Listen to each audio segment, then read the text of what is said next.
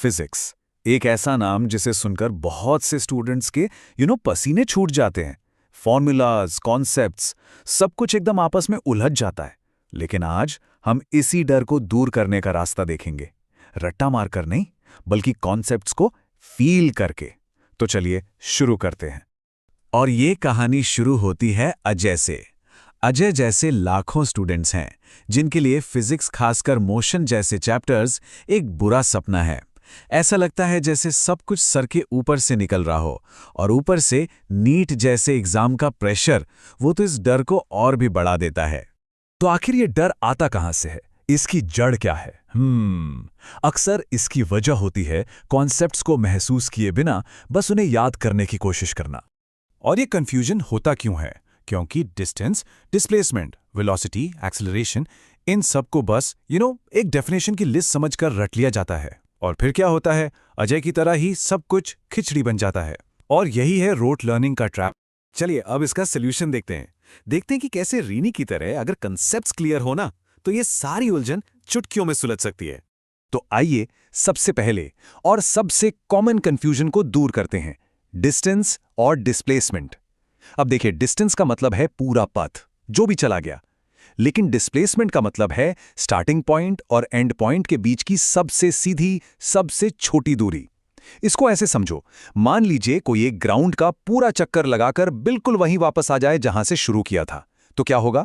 Simple है, एक पूरा चक्कर लगाने के बाद डिस्टेंस तो हुआ क्योंकि वो इंसान चला, लेकिन डिस्प्लेसमेंट हो गया 0, क्योंकि जहां से शुरू किया वहीं पर खत्म। देखा कितना आसान है जब आप इसको इमेजिन करते हैं। ठीक है, अब आगे बढ़ते हैं स्पीड और वेलोसिटी पर। यहां भी वही लॉजिक है। स्पीड मतलब कितनी तेजी से डिस्टेंस कवर हो रहा है, लेकिन वेलोसिटी का मतलब है कितनी तेजी से डिस्प्लेसमेंट कवर हो रहा है। और इसके साथ जुड़ जाती है एक बहुत जरूरी चीज, डायरेक्शन, यानी दिशा। और जैसे ही डायरेक्शन की बात आई, अजय के दिमाग में एक बहुत जरूरी सवाल आया। ये एक आहा मोमेंट जैसा है। अगर वेलोसिटी में डायरेक्शन इतना इंपॉर्टेंट है, तो क्या ये नेगेटिव भी हो सकती है? ये सवाल ही बताता है कि अब कॉन्सेप्ट्स जुड़ने लगे हैं। बिल्कुल, एग्जैक्टली। अगर डायरेक्शन बदल जाए तो वेलोसिटी आराम से नेगेटिव हो सकती है। ये छोटा सा पॉइंट है, लेकिन स्पीड और वेलोसिटी के बीच का सबसे बड़ा फर्क यही है। और ये बात रटने से कभी समझ नहीं आती। और फिर आता है एक्सेलरेशन। अब ज्यादातर लोग सोचते हैं कि एक्सेलरेशन का मतलब है स्पीड बढ़ना।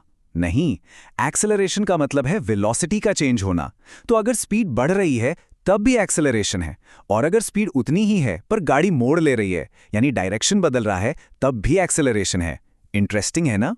तो आसान भाषा में कॉन्सेप्ट्स तो समझ आ गए, लेकिन असली सवाल यह है कि रिनी को यह क्लैरिटी आखिर मिली कहां से? क्या है इसके पीछे का सीक्रेट? अजय का यह सवाल बिल्कुल आम है। हम सब जानना चाहते हैं कि आखिर इस क्लैरिटी का राज क्या है। ये सिर्फ कॉन्सेप्ट्स की बात नहीं है, ये सही तरीके और सही टूल की भी बात है। और जवाब है एड्यूनीस। रिनी बताती है कि एडियोमिनेस सिर्फ एक और ऑनलाइन प्लेटफॉर्म नहीं है।